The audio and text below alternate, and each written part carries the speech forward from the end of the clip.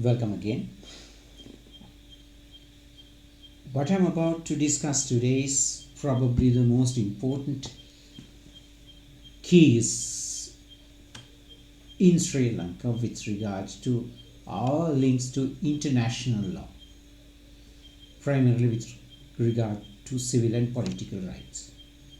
The name of the case is what's famously known as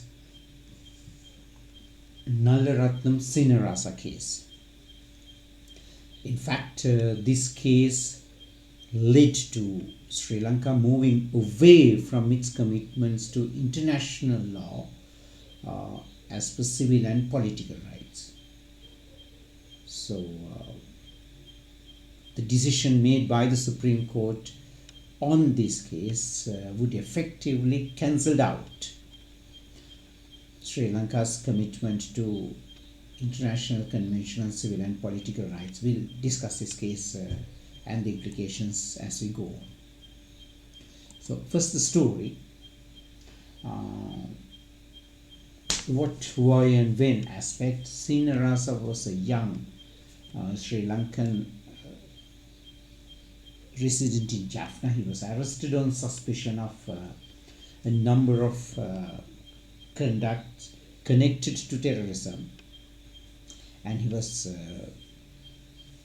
detained under the Prevention of Terrorism Act, one of the most toughest and one of the most draconian laws ever in Sri Lankan history. The Prevention of Terrorism Act of 1979 that has been primarily set up for the purpose of giving extra powers to the police and law enforcement against the threat of terrorism. The act is still here, Prevention of Terrorism Act, and it's been heavily criticized from the moment it has been passed during the J.R. Jayawardena era in 1970s. But still the act is functioning, and still the act can be utilized as and when necessary by the law enforcement. So his punishment was 50 years of imprisonment for 5 charges of attacks at different locations in Sri Lanka. But they were the punishments are set to run concurrently.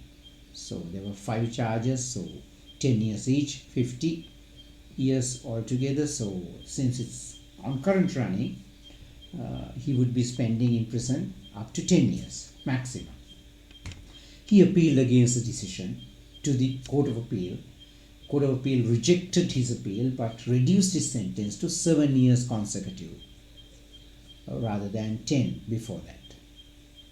His final appeal was to the Supreme Court of Sri Lanka, but Supreme Court did not give him the leave to proceed. So that ends his battle for his justice in Sri Lanka. But by that time,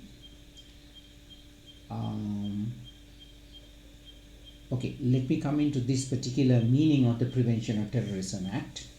It had a series of powers giving police extra powers. One key heavily controversial section of the Prevention of Terrorism Act was, or Act is, right, still, Section 16, Prevention of Terrorism Act, PTA. There, a confession given to a police officer of the rank of Assistant Superintendent of Police or above is admissible without question in the court. So, by solely based on such a confession obtained by a senior ranking police officer, a suspect could be convicted, and court did not have any right to reject such a confession. Under normal law of the country, the courts of Sri Lanka do not accept confessions given to police officers. But Prevention of Terrorism Act was an exception, and still it's there. And of course, during that time, we had the state of emergency running for a long time. Actually, Sri Lanka came under state of emergency in the mid-1970s, and we went on with it until 2000, until 2017 or so.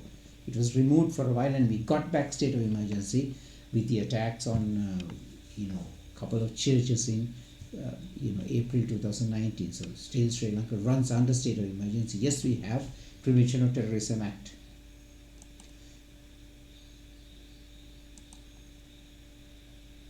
He actually did have another option left in his hand. Sri Lanka acceded to the International Covenant on Civil and Political Rights in 1980. And we even acceded or signed the optional protocol on civil and political rights in 1998.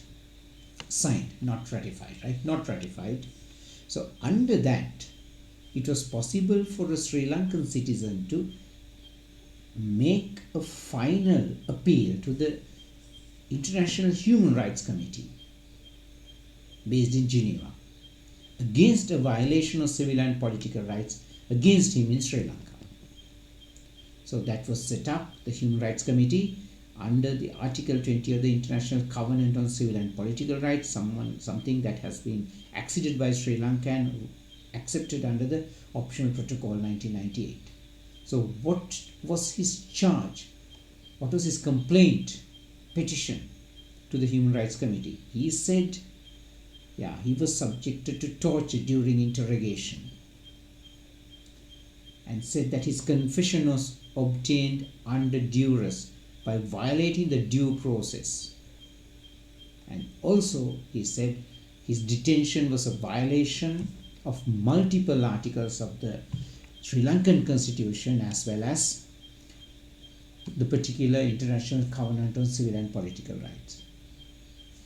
So under that he asked redress. So this has been the decision of the Human Rights Committee.